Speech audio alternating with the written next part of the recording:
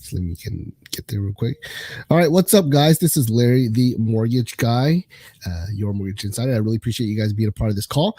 And today we're going to talk about first-time homebuyer tips or things that you need to know in order to buy a house. And I'm going to focus on what is a pre-approval and what does it take, right? And I'm going to give you the insider perspective on what I believe a pre-approval is and what a lot of people who are in the market to buy a house, what they might not know, right? So go ahead and start. Quick introduction. I am a certified veteran mortgage advisor and a branch manager with the Larry Lee team at Van Dyke Mortgage. I've been licensed since 2016, which is 6 years, which sounds crazy because it felt like it was yesterday. I made the mistake of telling someone that my wife has been in the mortgage business for about 2-3 years, and she looked at me and was like, it's been 5 years. I'm like, whoops. So I guess I've been in the business longer than I thought. And of course, I was in the business before her because I got her into the business. I do have a side hustle as a social media marketing coach, and I run my own ad agency, Robots LLC. The reason I'm bringing that up is because I'm hoping with my social media passion and my abilities, I can spread the word and share as much knowledge as I can possible when it comes to the mortgage process. I'm licensed in 11 states: Arizona, California, Florida, Illinois, Indiana, Louisiana, Michigan, North Carolina, New Hampshire, Tennessee, and Texas. Okay. My mission, and I write this down because I can't memorize this, is too long, but I love the mortgage business, but I was fed up with the lack of education and information clients were provided during their application process. So I created a first-time homebuyer coaching class that provides instant access to answers to questions and simple explanations to the mortgage process and how to qualify for mortgage clients. What I mean by that is they don't even have to talk to me. I put the videos up there so that if they find it, they can consume the information and content and never interact with me. It doesn't matter. That's what I want to do. Because I think a lot of people, they sort of... they get apprehensive or they get kind of intimidated to speak to a professional, but they want information. So that's my goal, is to provide them the good information, even if they're not interact with me. And I also want to provide or be available for one-on-one coaching. Unlike other loan officers, I made it my passion to coach first-time homebuyers on the mortgage process, and that makes all the difference in how I have helped hundreds of people get on the right path to home ownership, and many of them are now homeowners. You remind me of many of my smart, successful, and savvy clients who are now homeowners because you are taking the right step to the home purchasing process like they did. And what I mean by that is you're actually trying to get information, you're trying to learn, you're trying to do research or whatever it is that you're doing here on this call. The home buying process is very confusing to most people, but that is why I am here to simplify and make sure you are 100% prepared in the home buying process before anybody else. And what I mean by that is the competition, because obviously there's people out there trying to compete for the homes that you're trying to buy. I'm trying to make it so that you are more empowered to outdo them when you are making offers by way of being more prepared, of course, having all your stuff together and being able to make stronger offers, maybe even to the point where I get you underwritten 100%. So you already have a loan commitment in hand before you make an offer, and that way you can offer to close faster and earlier, which is very helpful with my clients. So my why, my wife and kids, of course, I call them the Lee boys. You got Hunter on the left there with the school picture looking kind of goofy, and then you got Bruce and myself in the picture. The reason why I'm kind of mentioning them because they're both on the spectrum for autism, and my goal is to get them therapy this year. So I'm working to gather enough resources in order to do that. So that drives me daily to be productive and make things happen for people. I'm also very passionate about veterans and helping veterans. Normally on social media, if you follow me, I'm pretty I'm not very serious, right? I try to have fun, but sometimes I post something serious, and this is a serious post I made like during Veterans Day, and it got like 1,000 likes and comments and such. So this is how I want to present my why. My father was living in Da Nang, Vietnam during the fall of Saigon. My mother lived in Saigon. My father left by helicopter, my mother by boat. It was U.S. soldiers who helped them get in the helicopter and on that boat, which more than likely were military ships. They both met in Hong Kong, China, and if it wasn't for a U.S. soldier, my parents may not have survived. Met and had me, and I wouldn't have what I have today. I might not even exist. Those you soldiers more than likely are veterans now. So thank you, vets. I owe you my life. So yes, I do believe I owe a debt of gratitude to the U.S. military and veterans, and this is my effort to sort of give back. This is like a class I do. It's a first time homebuyer class that I actually go real deep on a lot of different topics, but because this is a deep dive on a specific topic, I'm going to just address one of the questions in the Honest Answers top 10 homebuying questions. And before I do that, I want to give a disclaimer. I'm not trying to piss anyone off or make anyone feel stupid. I'm simply trying to provide transparency because most law officers are doing a horrible job of telling you the truth. Also, any information I share is general knowledge I acquired through training and experience. Every situation is subject to a case-by-case basis, and exceptions are always possible, especially with different lenders and financial institutions, and of course, states. All right. So, looks like someone's asking a question. Seems the volume on these webinars are low. Thank you. That's strange. I'm not sure. Is anyone else experiencing like a sound issue? Like, can you hear me, or is it low? I thought I adjusted it earlier, but of course I can't hear. I hear what I hear on my computer, but I can't hear from y'all's perspective. Anyone else having issues? I'm sorry, go ahead.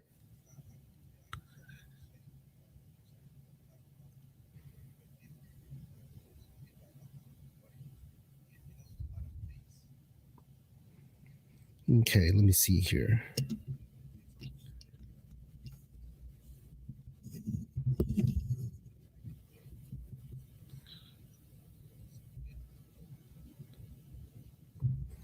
Does that sound better? Did that sound better? That what I just? Okay. I'm messing with my mic right now. Does that sound a little bit better? It's a. Okay. How about that?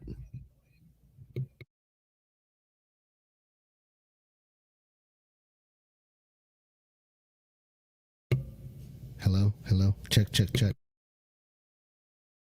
Check, check, check. Is that better?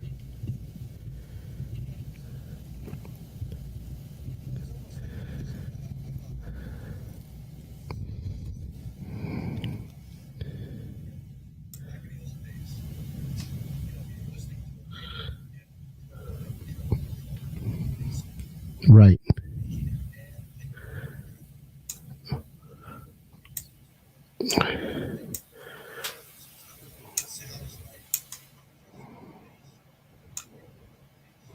Okay, well, that's not what I'm trying to do. But yeah, I must have messed up something. I'm using like a, what do you call it, a digital or application soundboard or whatever you want to call it. So I'm have to learn a little bit better on that. So I appreciate the feedback. Okay. Okay, I appreciate it. Well, okay, Jennifer, thank you very much. I'm gonna try to speak closer to the mic then, right? And what I'm gonna do is I'm going to make sure you guys have access to the replay. I plan to edit this, and sometimes the sound I can improve whenever I do editing. So right now the stream might be not ideal, but the edited version should be a little bit better. So I appreciate the feedback, Jennifer. I mean, this is really helpful. So I'm gonna try to speak directly to the mic, and hopefully that works out. All right, so I appreciate again you guys helping me, because this is a new thing for me, meaning like doing these calls every single week. So any feedback would definitely help the future me. So I appreciate you guys. Okay, so let's move on. Top 10 questions. The one that I want to address is, do I really need to be pre-approved, and what is a pre-approval? Now, it seems obvious, right? It seems obvious, and I guess I'm looking from a common sense perspective. I don't know, maybe because I'm in the business, I feel it's common sense. But it seems obvious that you're not going to be taken seriously when you're making an offer, in this market. And I think for most markets, if you don't show that you've been pre-approved, meaning you did your due diligence, right? Like if I was to walk up to a house that had a sign for sale, and I ring the doorbell, and let's say it's a nice, clean, safe neighborhood, and they're not worried about answering the door, and they see me and open the door. I go, hey, I want to make an offer to buy the house. Can I come in and take a look at it? And they ask me, well, are you pre-approved? And I'm surprised by it. Then in reality, I'm the one that's the idiot, right? Like, it would make sense to me for a couple reasons. Why someone would want me to be pre-approved. And when I say pre-approved, pre-qualification, pre-qualified, pre-approved, I consider that on the surface level the same thing, right? Like, basically you went to talk to a lender, at least. That's basically what I mean by pre-approved or pre-qualified, right? So if someone asks me for a pre-qualification, pre-approved, what are they really asking me? Number one, can I afford it? But number two, who the hell are you, right? Like, when someone gets pre-approved through a lender, and of course, people can always fake pre-approvals, I guess. But if someone's pre-approved by a lender, it's literally saying that they actually talk to a professional who's involved in the home buying process, the person that's going to finance the home, and they check your information, they pulled your credit, they looked at your ID, your social security card, and they are sort of vouching that this is an actual person that's interested in buying a house. They're not some random stranger that has no money, right? So on the most basic level, I think that being pre-approved or pre-qualified, it should be common sense. Like, I would never, and of course, I'm different because I'm in the business, but I would never ever allow a person to walk into my house, whether they're escorted by a real estate agent or not, whether I'm a home or not. I would never allow a person to come into my house if they're not pre-approved or pre-qualified, right? I mean, at least have some sort of accountability on who that person is, right? Now, of course, there are scenarios, I guess, for services or businesses where you can get into a house without being pre-approved. I think maybe like through was Open Door or whatever. I don't know. I did that a couple of times. So my wife's the one who had the application, so I don't even know how it works. But I don't even know they pre-approved us or whatever. Maybe they at least checked on our information. Who knows? Verified it, mean our identity, right? You can't just have a ghost sign up for Open Door app and be able to get access to homes. I don't think, right? Still, I guess there's ways to get inside a house without volunteer pre-approval, but I think for most cases, especially if the house is being represented by a real estate agent, a pre-approval will be like literally the most basic standard in order to even get inside the house, right?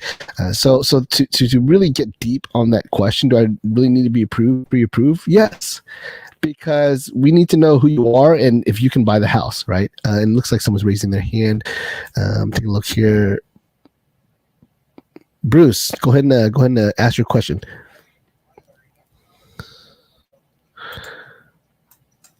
Nice.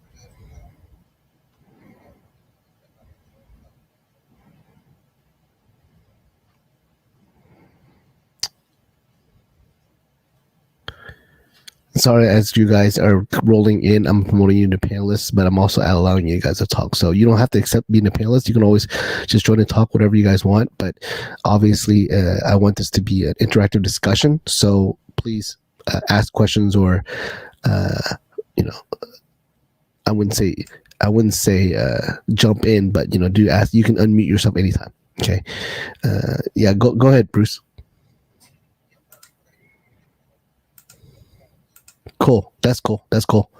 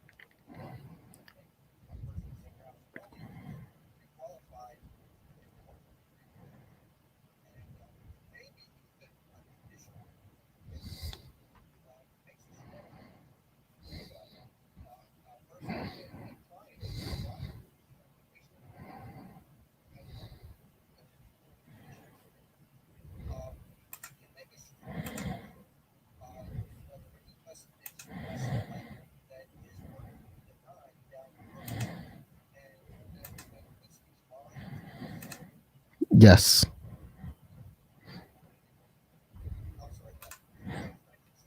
No, you're good. You're good. And I want these kind of interactions and questions because it leads to talking points, right? And I just wanted to also just put out there the question that Rob K asked. Can a real estate agent qualify for a loan, and how? And I will address that, Rob. Just I want to sort of kind of field what Bruce just talked about, and then we'll answer that question. Okay. Now, I actually have a really hard definition between the differences between the two, right? But of course, there's so many different sources of information out there that are giving their version. But of course, because I'm a lender, I actually feel like my answer would be the best answer. But who knows, right? But what I'm going to say, what I'm going to say is. The difference between a pre-approval and a pre-qualification is verification of documentation, right? So when I first started the business, we did nothing. When I first started, I joined the mortgage business. I was part of an organization where they did nothing but written VOE pre-approvals. And what I mean by that is, and I'll tell you the reason why once I tell you what that means.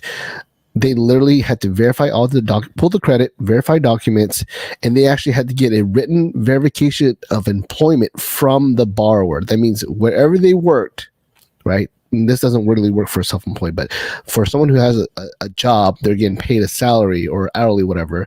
We would actually get a written verification of employment from the employer, agreeing with the income that we're asking, or disagree, right?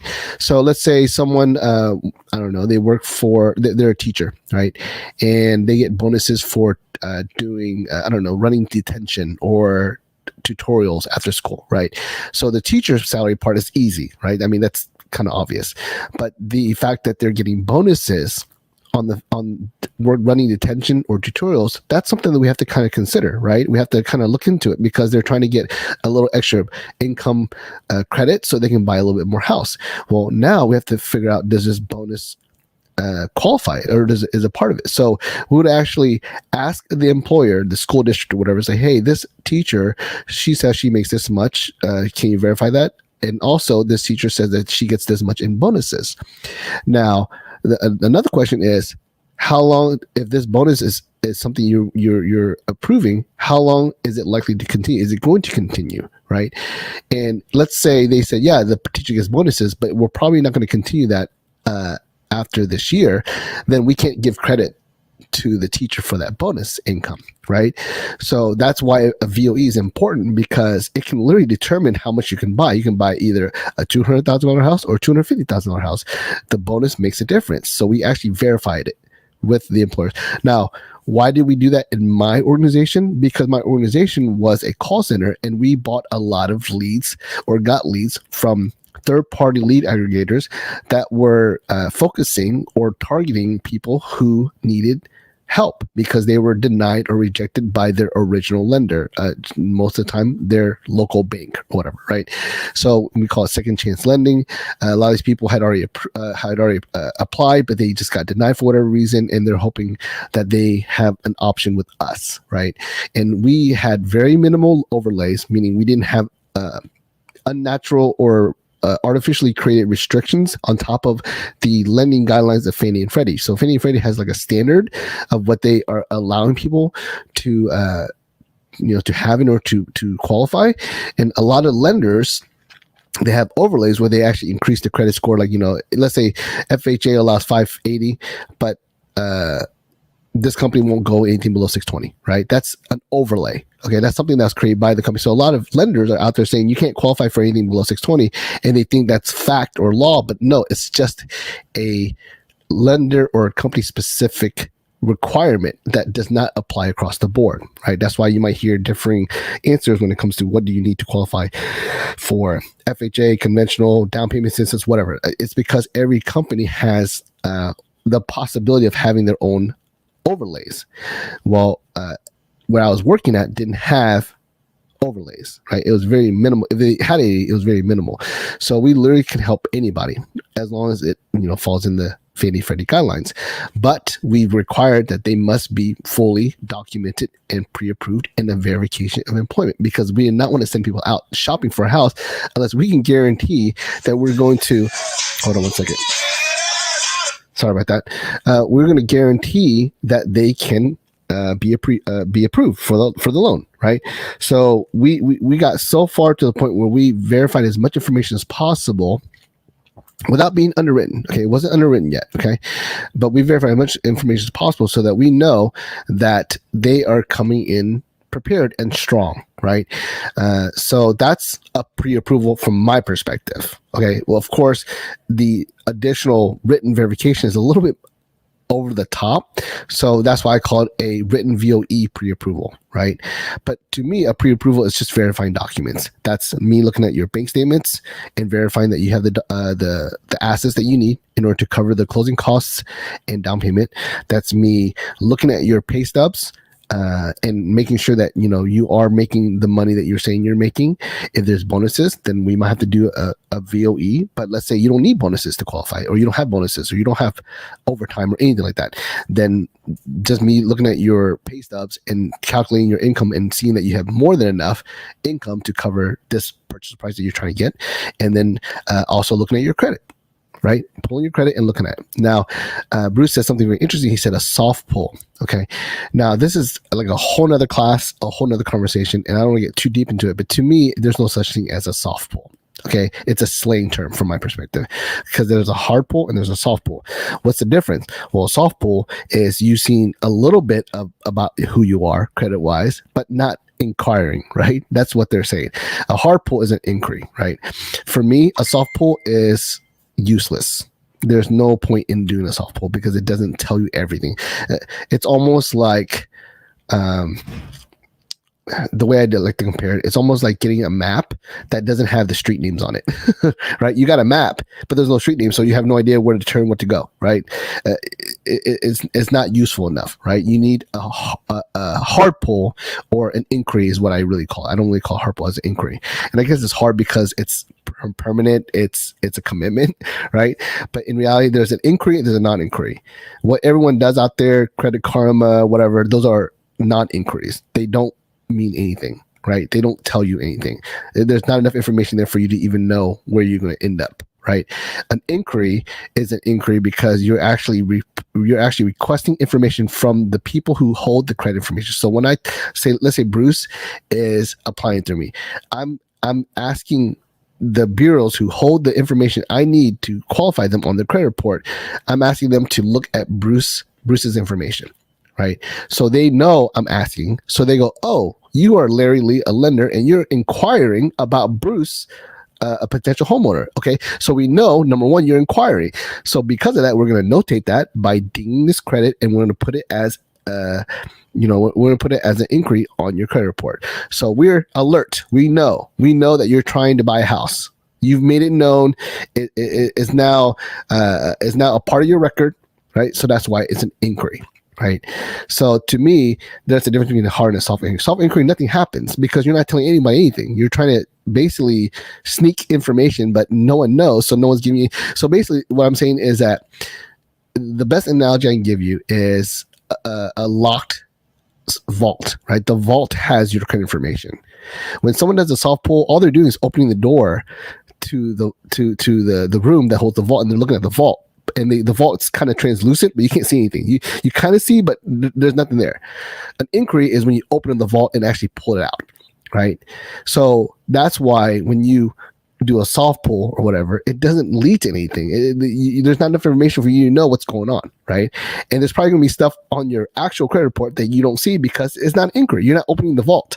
When I open the vault, that's when it's commitment. That's when it's real, right? But you got to pay for that, meaning I got to pay for a credit report to get that, and eventually if you close on the house you get charged for that credit report, but a lot of people don't close or they don't qualify, so I end up eating the costs of the credit report. But you got to pay for the credit report, number one, and number two, you're going to get a record, you're going to get a notation, you're going to get an inquiry on your credit report, so it costs you something to do an inquiry, right? So there's nothing wrong with doing a soft pull, but just don't believe that that's going to give you enough information for you to know where you stand, right? So that's why I actually put this on my presentation: hard inquiry for official credit report. Not a soft pull, a hard inquiry. Okay, you need that because there's no way to know anything without that. Okay, and hopefully that. I mean, I know I kind of harped on a little bit, but it's just that's another reason why a pre-approval is important versus not being pre-approved or pre-qualified. And now I'm going to kind of talk about a pre-qualification, right? What the difference is. And actually, my first video I ever made in my entire life was the difference between the pre-qualification and pre-approval. But the way I look at it, pre-qualification is the lack of or no verification. It looks like someone's asking a question. I will address it, but just give me a second here. So I've actually worked for people, companies, organizations, brand majors, whatever you want to call it, where this is the practice that they want to do. So when the first place I worked at was a pre-approval. We had to do it. We can't send anyone a letter until they do that, because again, there are second chance lending clients. There are clients that were denied before. We want to make sure that they're good to go no matter what. And then I worked for this place, which was the exact opposite. They're like, they say they got a 800 credit score. They say they make $100,000. Go and give them a letter. Go and give them pre-qualification, right? So I was told I can write pre-qualification letters without even pulling credit, which to me was insane, right? But that's literally how they coached me. And I think maybe they're trying to save money because they didn't want to pay for credit pulls, or maybe they're like, well, we don't even know if they're going to be a real buyer. We don't even know if they're going to find a contract. We don't even know if they're going to use us. So why invest, I guess, into them time, energy, and money if we don't know if it's a real deal, right? So it was like the exact opposite. One was very, very intense. One was very committed, and you have to do this, you have to do that. We have to talk to this person. You have to sign documents, whatever. And the other one was like, they told you they got good credit and they told you they got money. Yeah, just write them a letter. Just put it in the PDF. You're pre-qualified for $200,000, $200,000, whatever. And then just don't deal with them until they come back, right? So that's an extreme example, but when I say pre-qualification, for me, the bottom line or the most base level is at least a credit pull, right? A pre-qualification requires at least a credit pull. But again, I've worked for some people, they didn't even require a credit pull. But you pull the credit, it looks good enough, right? Like, okay, their scores are high enough and they don't have a lot of debts. There's nothing really here to worry about. There's no red flags. So let's just take their word for when they say they make this much money and they make this much in bank accounts, right? That's a pre-qualification in my perspective, right? So it's like levels. You get pre-qualified and then we verify your documents, and that's when you get pre-approved. So to me, the difference is not verified documents, but looked at your credit, and verified documents on top of your credit. That's the dividing line between pre-approval and pre-qualification. Right now, I want to get a little bit deeper on this, but I want to address the questions here. Bruce says, great distinction between soft and hard credit pull. Thank you.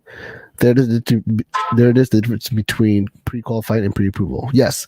To me, that's the major difference, is the verification of documents, right? You don't need a VOE, right? That was the other place. Like I said, I gave you two extreme examples. One that would not allow a person to even look at a house until we verified their employment and the rest of their documents and their credit. And another place where, it sounds good enough. Go ahead and write them a letter, right? And again, I don't think that that's a smart way of operating. And I think there was more to it than just them being lackadaisical or being confident. I think it was literally their way of trying to save money or whatever, knowing this person's personality. I think that might have been the case. Who knows, right? But either way, the reasoning behind it told me is like, why put your time and energy and money into someone that you don't even know is going to be a real client? And I'm like, if they're talking to me and they're willing to give me their credit information or their social security number, then that to me is a client, right? And from my perspective, you don't close a deal as a mortgage applicant unless you get their social security number. Okay, what I mean by that is if someone's asking me about rates or how long does it take for you to close whatever, they're not a client yet. They're shopping. They're browsing. I'm a prospective loan officer to them, right? But if they give me their social security number, they are hiring me. They're like, yes, we want you to be our lender. Here's all my private information. Here's my blood samples. Here's my firstborn. Give me a pre-approval letter. That's a client. That's a closed deal, right? So whenever the person who told me you don't need to pull your credit, to me, it was almost like you're telling me not to make sure that these people are committed, right? I want to make sure they're committed. And number one, I want to make sure for my own sake that they qualify. Right? Because there's many times where people think they qualify and they don't. Why? Because of misinformation like Credit Karma or any other third-party soft pull credit, whatever, consumer reporting system, right? They think they have a 700 credit score when they really don't, right? So yeah, that's why I like to book credit, right? But of course, maybe it depends on the clientele you work. Maybe that person had a propensity to work with higher quality, I guess you would call it, or A paper type clients where they took their word for it because 9 times out of 10, what they said was true, right? Whereas, I was a newbie, so I was getting a lot of like first-time home buyers, a lot of people who don't know anything about the home buying process. Maybe they qualify, maybe they don't. They don't know yet because they haven't applied yet or they have never owned a home, right? So I guess it depends on your market as well, how you want to treat that. Okay, so looks like someone's chatting something. Bruce is saying, i.e., need to tell the seller how strong the pre-approval letter is. Yes, I agree with that.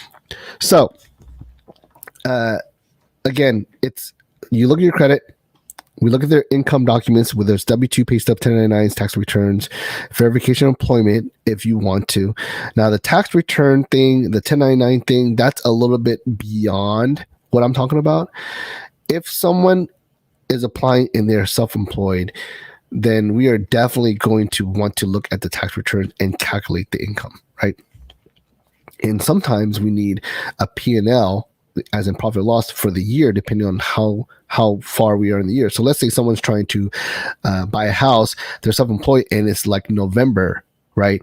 Then we might want to look at a P&L for the year because maybe they need more credit for income, or maybe they're having a bad year, right? We don't know, right? And I've actually been conditioned by an underwriter, depending on the situation and the person and what's going on with their credit profile or their bank statements or whatever, where we need a certified P&L, which is kind of crazy. I think certified is what they called it. But basically, that's something that a CPA had to produce, and it actually was like an audit of their business, and it cost a lot of money to produce that. Right. So that, again, is a whole nother conversation. But I've been told, rule of thumb, and it's happened to me, embarrassingly enough, where I actually pre-approve or pre-qualify someone. And when we finally got their tax returns, they qualified for less than what they were written for because what they told me was different from what we found on the tax returns. Right. So, I've been told, rule of thumb, if someone's self-employed or they're 1099, they're commission based, whatever, do yourself a favor, do not pre-approve them until you calculate their documentation, right? Obviously there's no verification or employment when it comes to people that are self-employed. Now assets, that's another thing, right? Assets as in like bank statements, savings, 401k, wherever you plan to take your money that you need in order to put down and pay for closing costs, right? And just so you know, and I'm pretty sure a lot of you guys already know this, but a lot of people who are on the call may not have heard of this. If you, especially your client, there are sellers or listing agents who are asking for verification of funds, right? So what I mean by that is, let's say they're supposed to put 20% down, right? $100,000 house, just to make life easier. $100,000 house, they need 20% down, so they need $20,000. But because they want to be competitive, they're offering $25,000 above asking price. So instead of $100,000, they are offering $125,000. Well, now they have to have $45,000 just in case the house does not appraise, which has been happening a little bit, right, in this market. So now we're facing a possibility of a buyer who needs to not only put 20% down, but also needs to pay extra to make up for what's not being financed by the lender, because the lender will only go up to 100% LTV or loan to value. They only go to up to 100%. So if you're trying to buy a house that's priced higher than their LTV or loan to value, then you have to bridge that with your own funds. So I have sellers or seller agents or listing agents who are asking, have you verified funds? Do they have enough to, number one, pay for the down payment, but number two, pay for any overages in case the house isn't appraised, right? Which to me is insane. It's insane for me to sort of fathom the idea that someone might pay more than the house is worth, right? Like if the house is worth $100,000 and you're willing to pay 125, why would you do that? You're buying the house underwater. But of course, I'm not a real estate agent and I'm not the buyer, so they make their own decisions however they want. But to me, that sounds crazy, right? But that's what's been happening. Okay. And I'm proud to say that I would say 90% of my homes, 95% of my homes either appraised, or if it didn't appraise, there was a renegotiation somehow. There has been a deal where it was like $50,000 under, like it wasn't appraised. It was appraised $50,000 too low, and the buyer had the money to pay for it, right? And that was their decision. They acted like they were expecting it. It was no big deal. I'm like, okay, just this is the information I have, and you do whatever you want with it. And we close the deal. But just saying, that's one of the reasons why people ask for verification funds, because of that possible scenario. And I got a chat question. When you certify funds, must those funds be seasoned? Yes. So I'm actually getting to that, right? So thank you for that question, Bruce. It's a good question. So I was just kind of giving you a little extra about the listing agent and why you need to be pre-approved, right? This is one of the reasons why you need to be pre-approved, because they're asking for that. But as a lender, and this is for pre-approval, but also just to make sure you actually get the house, we need to look at your assets, and it needs to be sourceable, right? Meaning, like, we need to be able to source your funds. Like, we need to know where it came from. There needs to be a paper trail. So the saying "cash is king," not in the case of a mortgage. Cash is actually the non-king. Cash is the peasant. I don't know what you want to call it, right? Cash is useless in a mortgage purchase situation, right? And I'm going to tell you why. Because it is not sourced. We have no idea where it came from. There's no paper trail, and therefore not usable. Why? Well, blame the Patriot Act, right? There is a law or regulation or whatever that states that we must be able to source funds. They want to prevent people trying to launder illegally produced funds.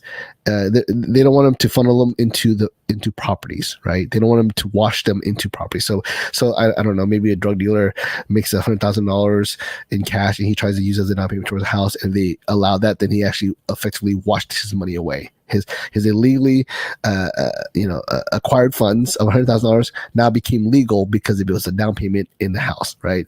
So that's what they're trying to prevent, I guess.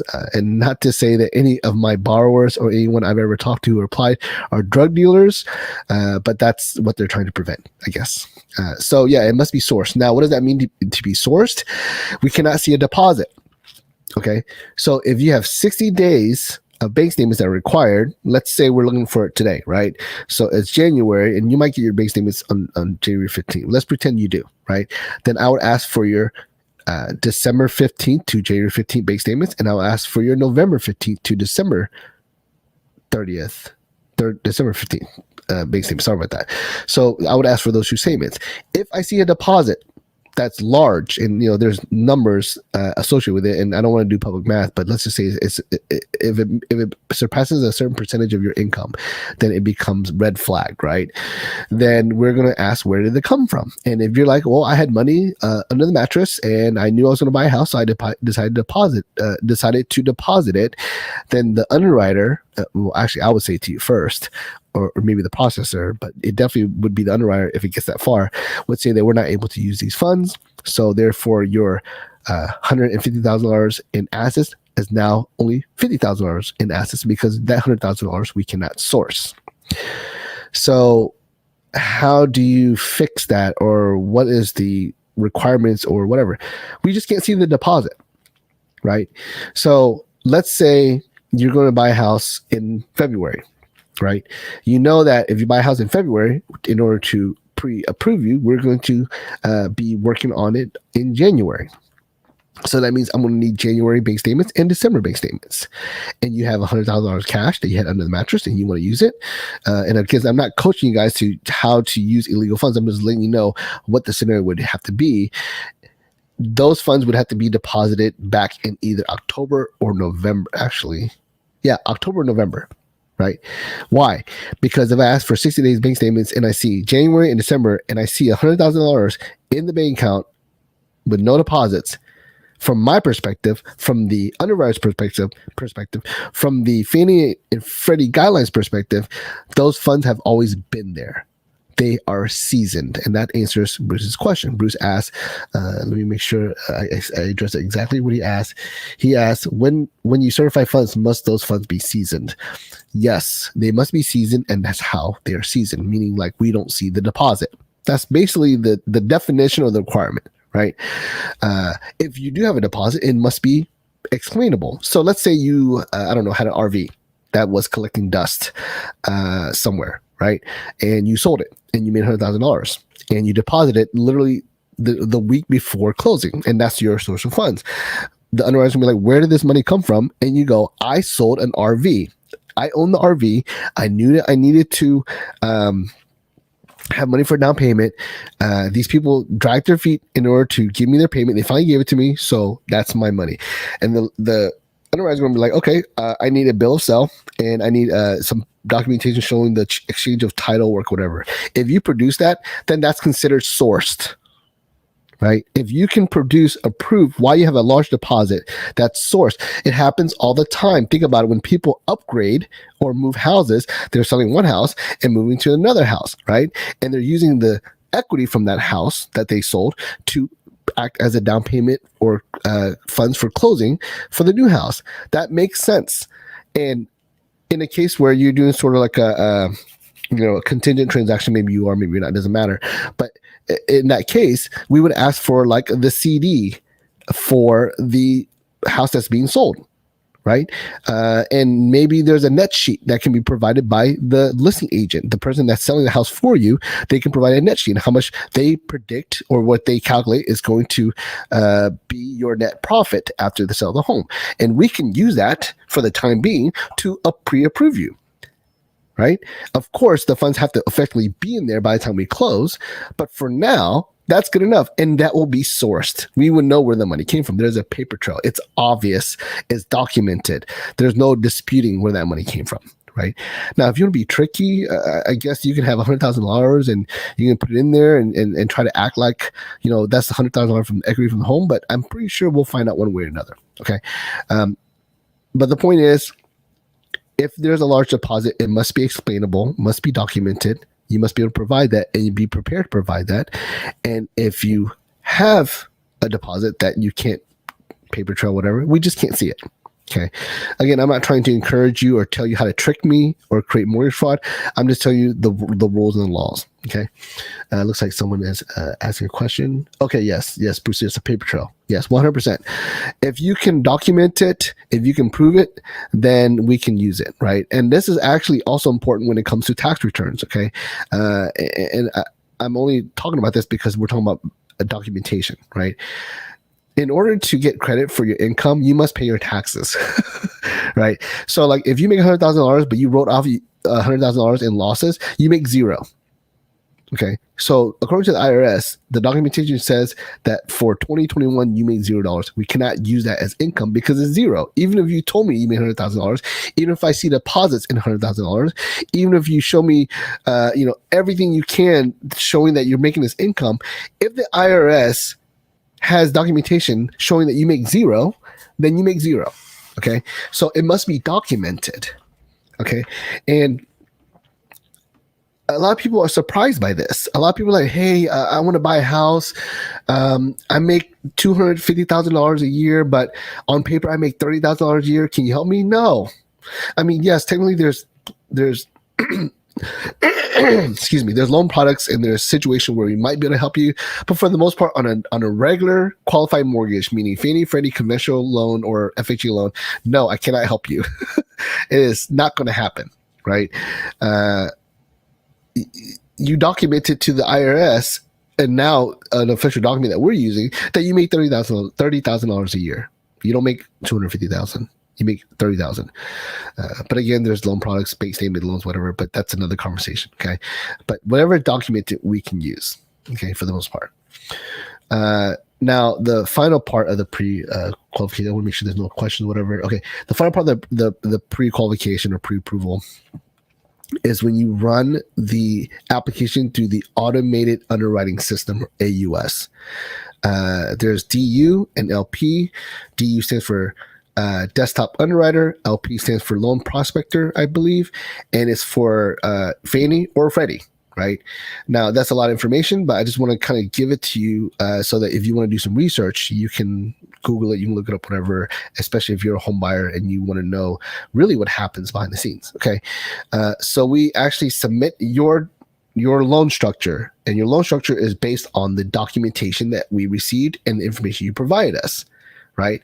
So we literally plug in all this information to like a calculator system, right? Software, and we press run DU, and it actually sort of analyzes all the information that we provided, and it spits out a result.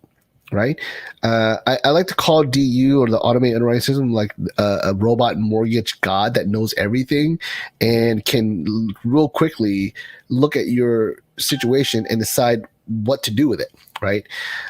Now, there's a lot more to it than just that. But basically, it's submitting to a program that was designed and built by Fannie and Freddie or whoever, but there's at least endorsed by them or sponsored by them, whatever. But they're provided by them, and it's written by people who underwrite loans. Right.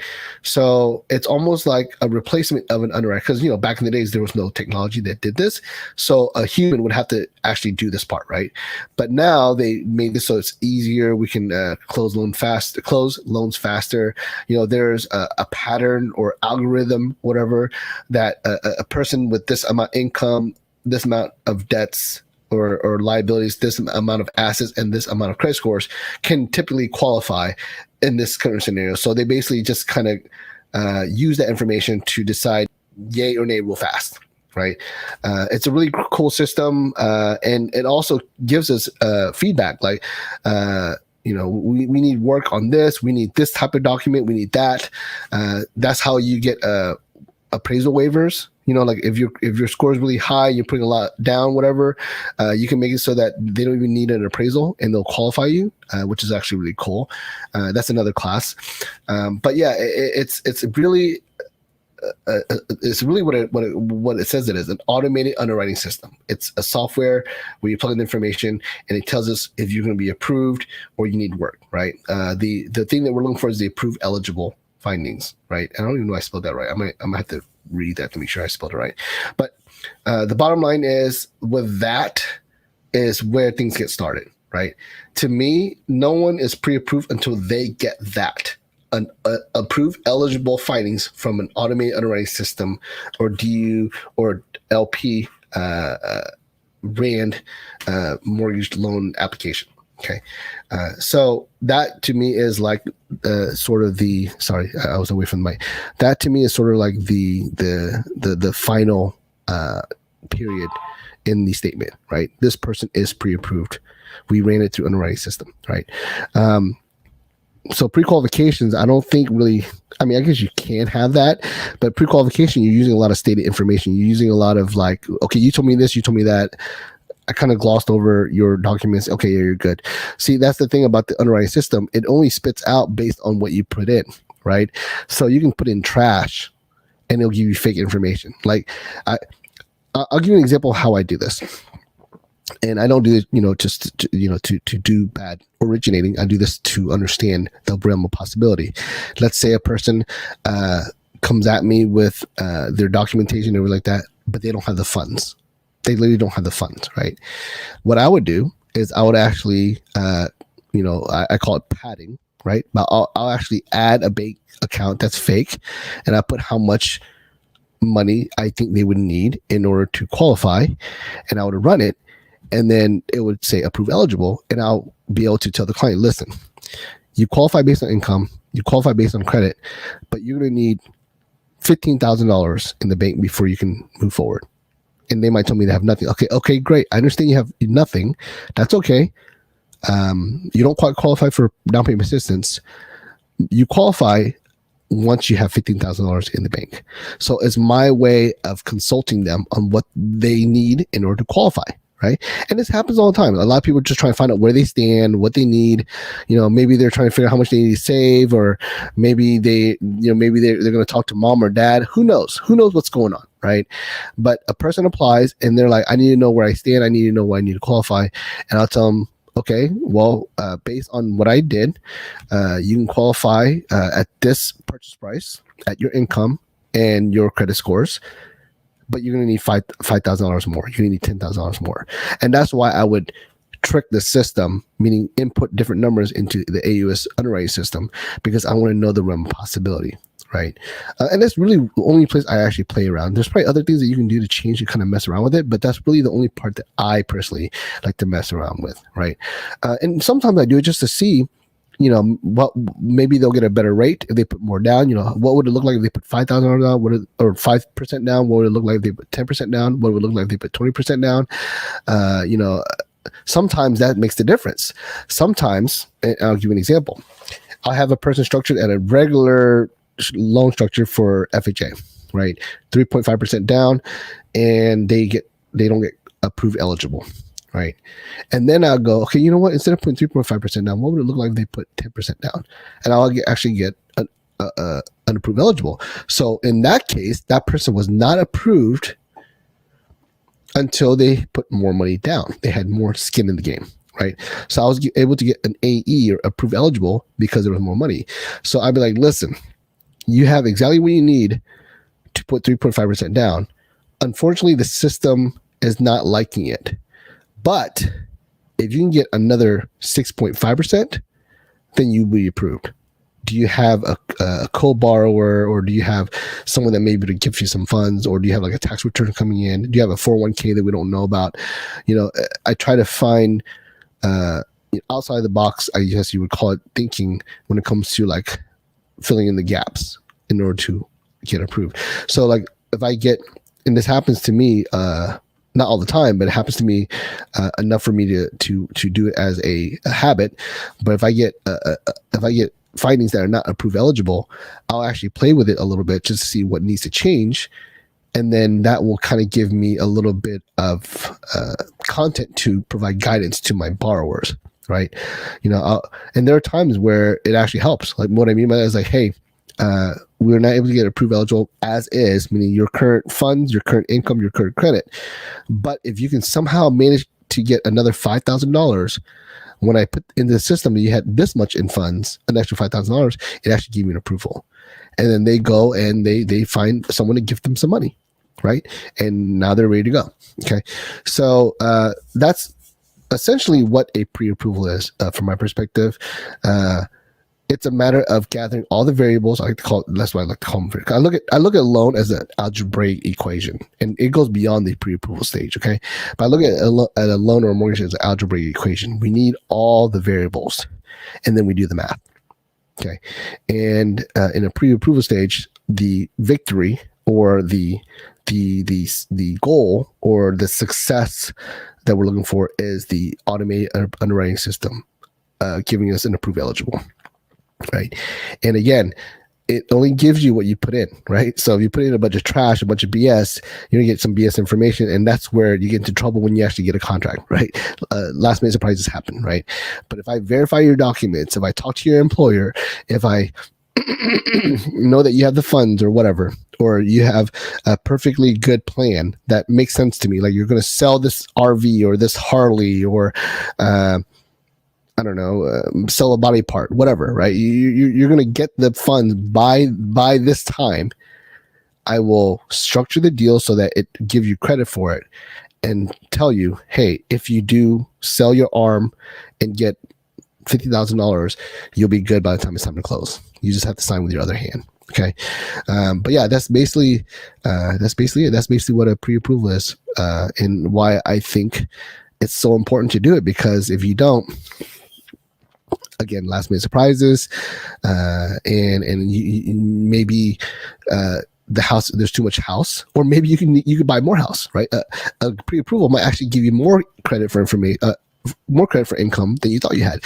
Maybe you were shopping at 200,000, but now you discover you can shop at 300,000 because we did a really thorough job of counting your income. We found out there's more income than you thought you're given credit for, right? So it can literally decide what kind of house you end up buying. Right. So it's really important. So not only does it affect, or make sure that you don't have any last minute surprises, but it also determines what kind of house you can buy. right? I'll give you another example where that was a big deal. A person was looking at a price range in terms of their homes, and they found one that was really good in terms of price. Like it was priced low compared to what they're willing to pay, but they had a crazy amount of HOA. And to me, the HOA they gave us was like way like just insane. So I never even imagined calculating that much HOA on a monthly basis. But whenever I spoke to the listing agent, because I always try to call my listing agents that we're making offers on, or I make myself available so they can call me, right? So I talked to my listing agents they're making offers to sort of help give a little bit of context to the pre-approval letter, and I also write them a letter as well. My clients, I write a letter. It's not a love letter, but it's a letter about their qualification, not just a pre-approval letter, but an actual like letter with information to help make them stand out. But they told me, this one listing agent told me, are you sure they'll be okay with the HOA? I'm like, well, how much is the HOA? And she told me, I'm like, let me do the math real quick. And I calculated, and it was way off in terms of their qualifying amount, right? Like, even though the purchase price made sense, the monthly payment was way too high with the HOA added, and I had to call my bars like, hey, unfortunately, it's the right price, but their HOA makes it so that it's almost like you're buying a house that's twice the price. So this house is not going to work out, which of course they understood it because it made sense to them, but it kind of sucked because they thought they found a deal when it wasn't a deal. It was a fake deal because the HOA was so high. That's probably why the house stood so long on the market, because no one was willing to pay the HOA. All right, we got a question real quick. What is process for moving a client from pre-approved to conditional commit? Okay, I will get to that, Bruce, 1 second, but I don't want to miss out on Rob's question, right? He asked, can a real estate agent qualify for a loan, and how? And I want to give like a really surface level, because again, that can be a totally deep conversation, deeper than I want to go. But how does a real estate agent qualify? Number one, of course, you have to have income, and it must be reported through tax returns. Okay, because a real estate agent, for the most part, is self-employed. Okay, unless you're like one of those odd agents that gets a salary. I think Redfin provides salaries. I don't know who provides salaries, but typically. And when I say typically, I'm talking about, from my experience, based on what I've seen, real estate agents who try to buy a house, they're usually self-employed. So you must have your tax returns, and your tax returns must show a qualified income that's consistent, right? So if you're asking for specific details, that's going to have to be a conversation that we would have offline between you and I, one-on-one, Rob. But in general, you must have tax returns. And of course, you have to have bank statements showing that you have funds. And of course, your credit needs to be there. But I think that's the question that you're asking, is how does a real estate agent qualify? They need to qualify based on their tax returns. Now, if you're thinking about becoming an investor as a real estate agent, which a lot of my real estate agent buddies are investors, there are loan programs out there who can qualify you without bank statement. Without tax returns. They have bank statement loans, and they have I think it's called DSCR, right? Where they call it a cash flow loan, right? Where if you find a property that you plan to rent out, if the amount of rent can cover the mortgage, then they would actually approve you based on that. So what I mean by that, let's just make it a really, really hard example. And I'm using, again, public math, which I don't like to do. But let's say you're buying a $100,000 house, and it costs $100,000 a month mortgage, and you can rent the house out for $1,500. And again, I'm using public math. I don't even know if this is correct.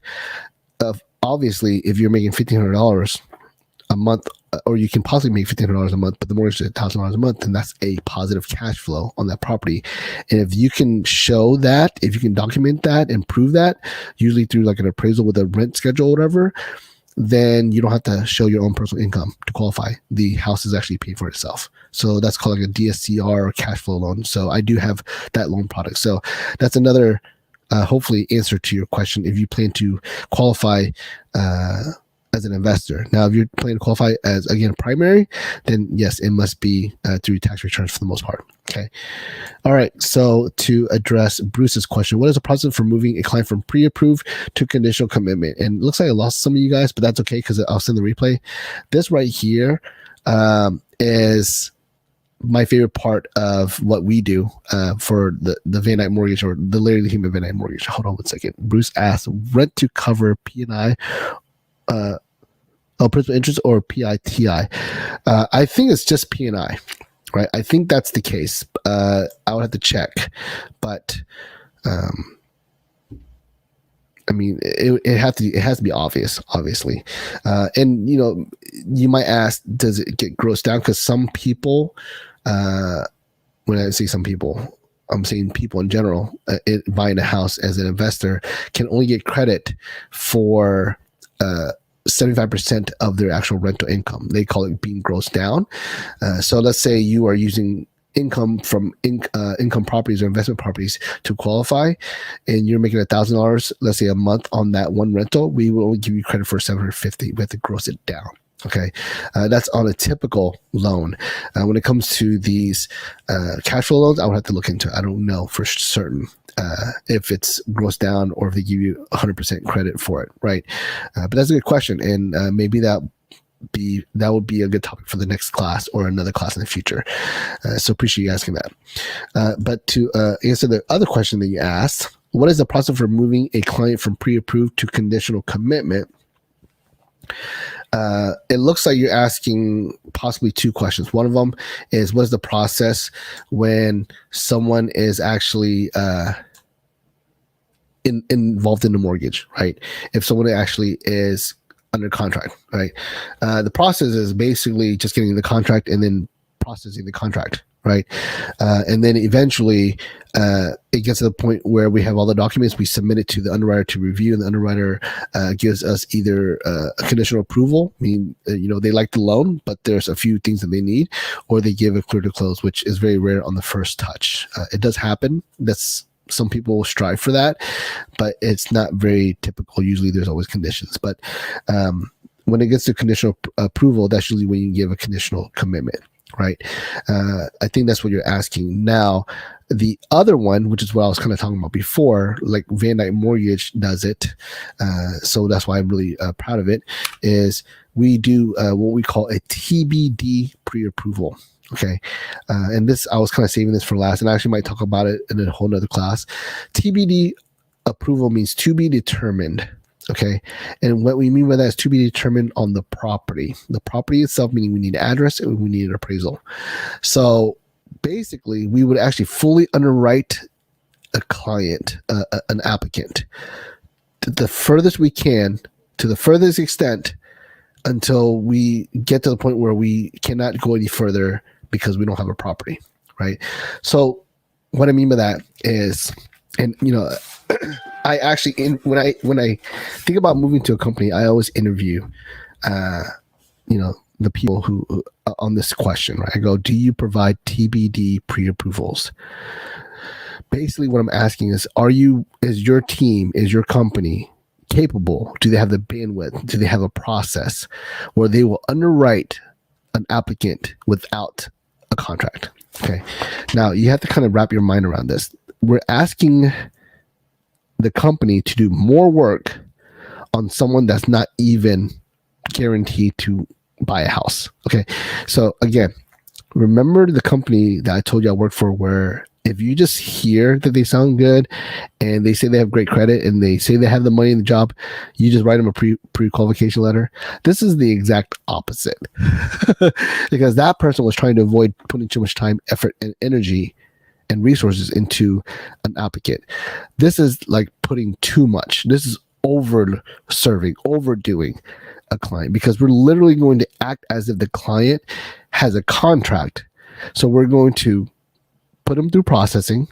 We're going to get all the documents we need, whether it's from the IRS or from a third party or from the employer or from any other systems that we need in order to do like fraud checks and make sure that everything's good, all the way to the point where we will submit the document to the underwriter, and the underwriter will give us conditions. We will clear those conditions, and we get to the point where the only condition, okay, to be determined, the only condition is the property,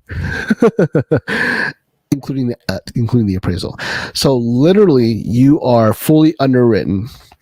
There's no other requirements. We verify your documents, we verify your employment, we see your funds, everything. The underwriter agrees and is ready to write a loan to you or allow you to get this funds as long as the house gets approved. So it's called a TBD, or to be determined, fully underwritten pre-approval, right? It's not even a pre-approval at this point. It really is an approval. It's no longer pre because you're approved. It's just now the house is the house going to be approved, right?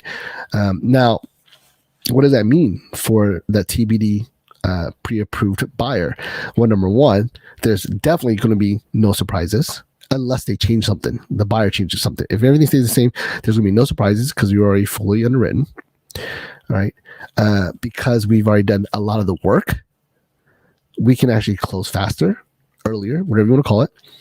And we can actually make offers saying, listen, this client is fully underwritten. There's no surprises. They're going to close. It depends if your house is approved, right? So good luck, right? That's basically the kind of offer you're making. And I actually provide a loan commitment, an actual document by the processor or processing manager, whoever, not from me, but a document from the support, from the back end, from underwriting, whatever, stating we have a loan commitment that we can provide this client, which is far and way better than just a simple pre-approval. So we can provide that. So I kind of gave you the process on what to do that and how to get a TBD, but that's basically what a TBD is. Okay. Yes, in the competitive world, pre-approvals and TBD is king. Yes, and again, I will provide an official loan commitment.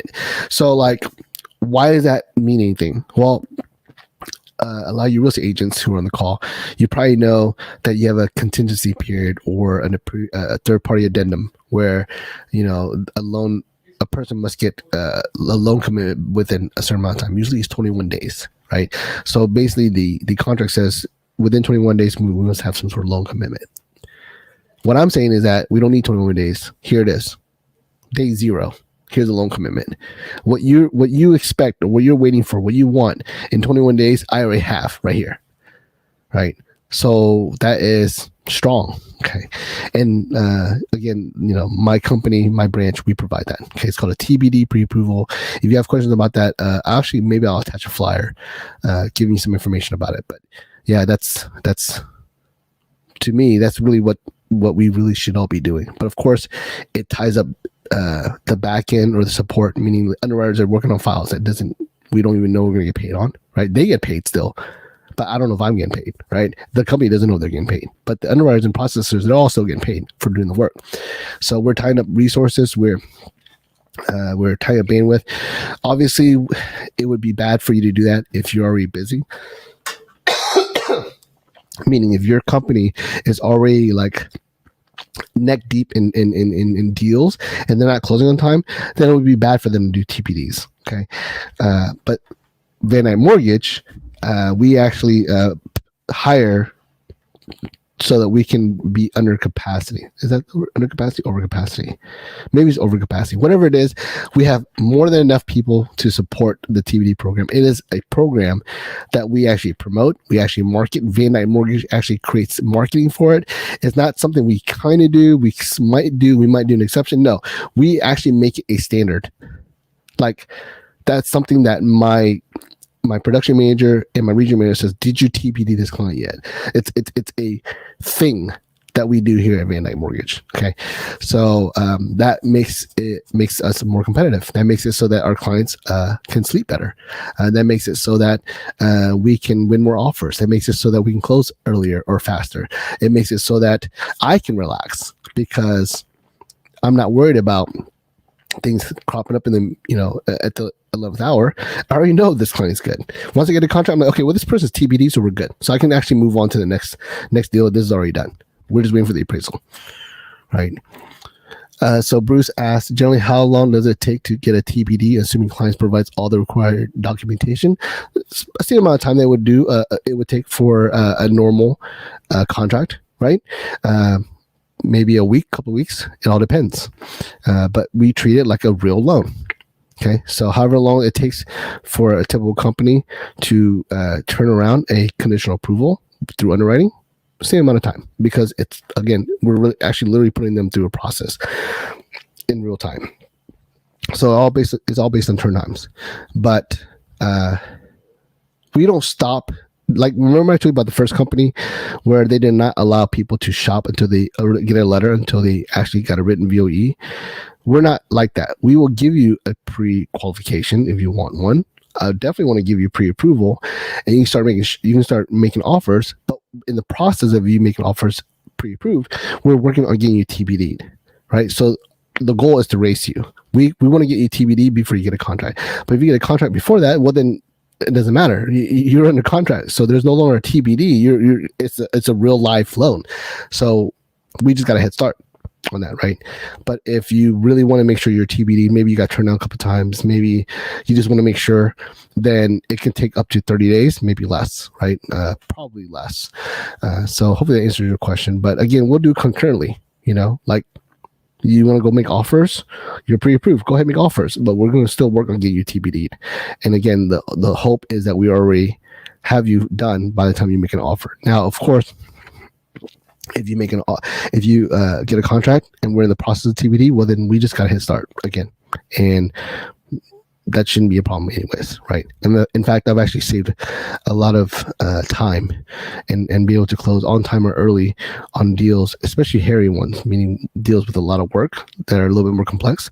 I've actually got a head start and be able to effectively close loans still on time, even though they looked hairy, because we started the TBD process with them before they got under contract. All right. So any other questions? Let's see, looks like there's a participant. I am promoting anyone who just joined into either a panelist or a lot of talk, just in case you have questions. Otherwise we'll be done. Let's see, any other questions? Anybody? Hopefully the volume is a little bit better. I keep forgetting that I need to speak directly to the mic.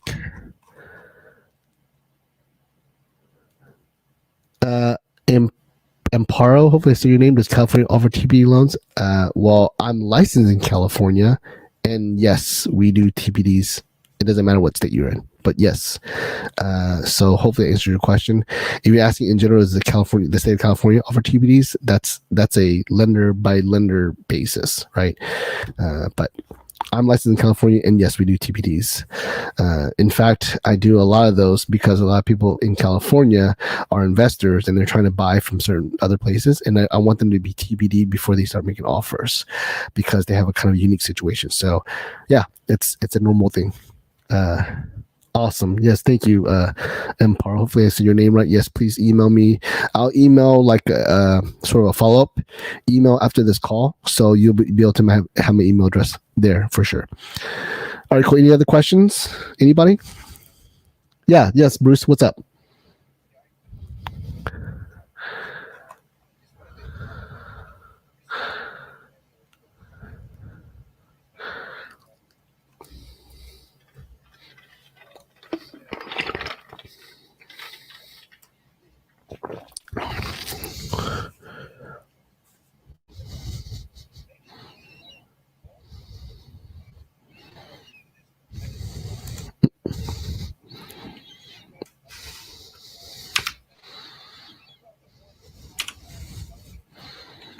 Mm-hmm. Yep.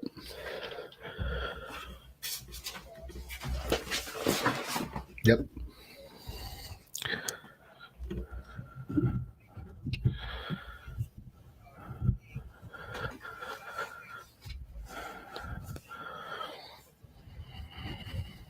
Mm-hmm. It's TBD, to be determined. Yeah, TBD. Yes.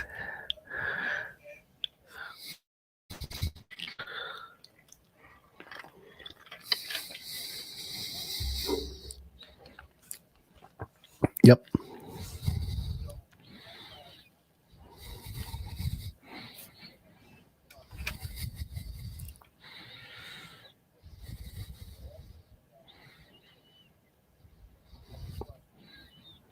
Yeah, it's really hard to find lenders that does that because it's extra work that doesn't guarantee anything, right? So you're basically asking a loan officer to not be lazy, right? In my perspective, I don't know why we don't do that. We don't do a headache. It actually would save a lot of headaches, save a lot of emotional drama if we all just TBD'd everybody, but they don't do that. And I understand logistically it makes sense because we don't want to tie up the back end or support or underwriting with files that might not mean anything, right?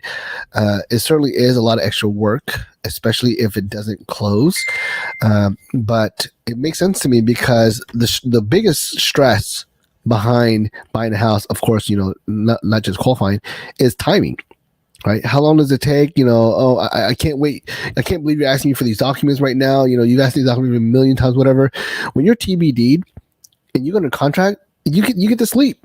You're done. Your part of the job is done. As a borrower, your part of the job, you might have to update like some bank statements and pay stubs, but you're done.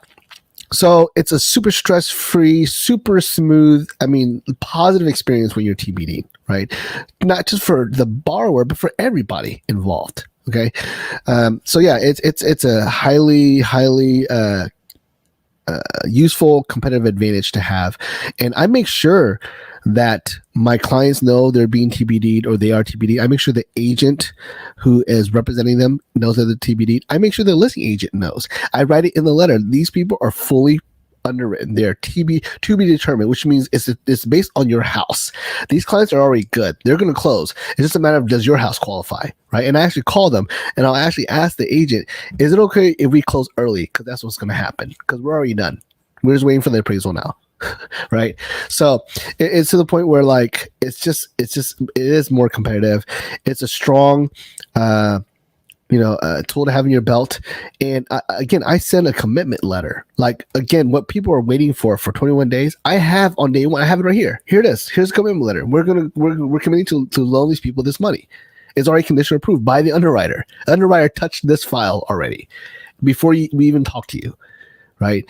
So it's very strong. And I'll tell you this, I've actually had clients who are FHA buyers, but because they were TBD'd, their offers get accepted above conventional buyers that were higher.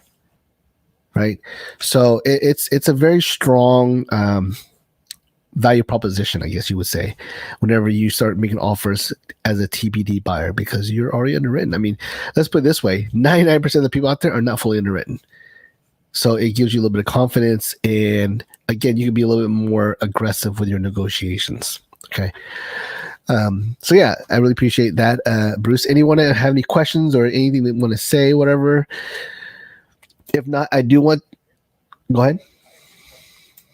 Sure.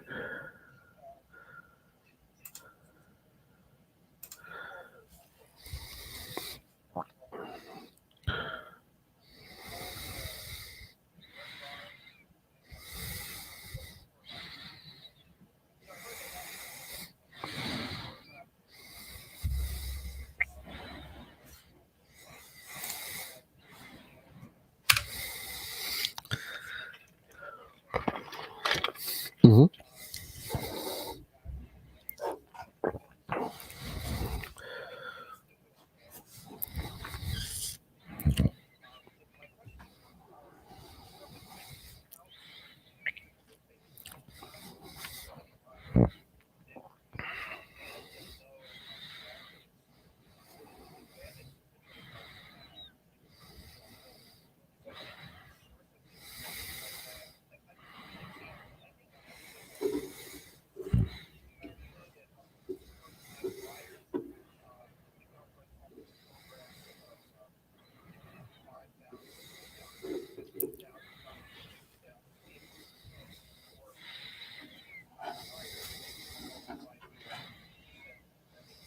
Yes.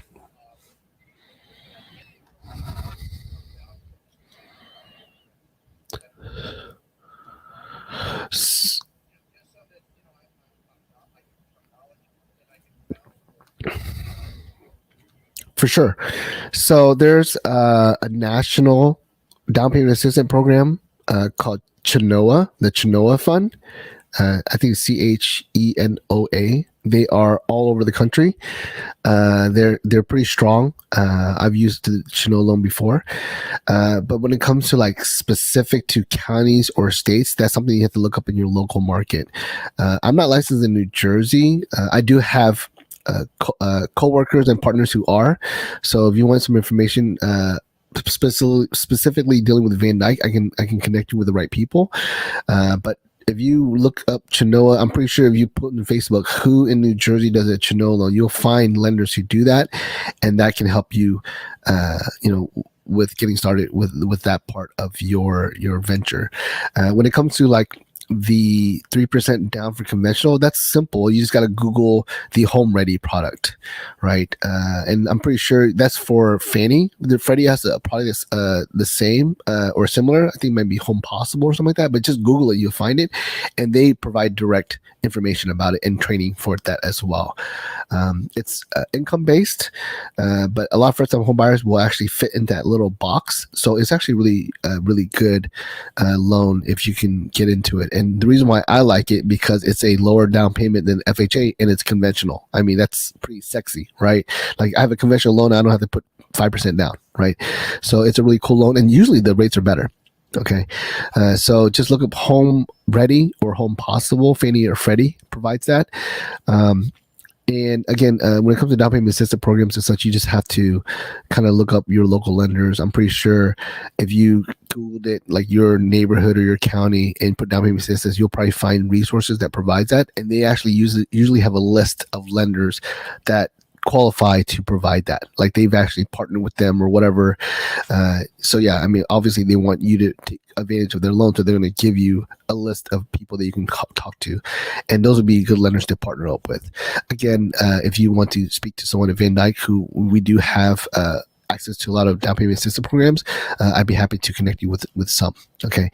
Now, when it comes to resources about learning about the home buying process and such, I actually created a coaching platform for buyers who are looking for information but don't want to have to commit to talking to anyone. Meaning, the way I say it is, you get to know what's going on in terms of what a lender would tell you without speaking to a lender, without speaking to a professional, because some people are, again, intimidated by the salesperson, right?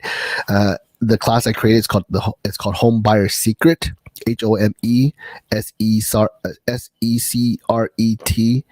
Actually, no. HOMEBUYER. So Homebuyer, and then Secret. SECRET.com.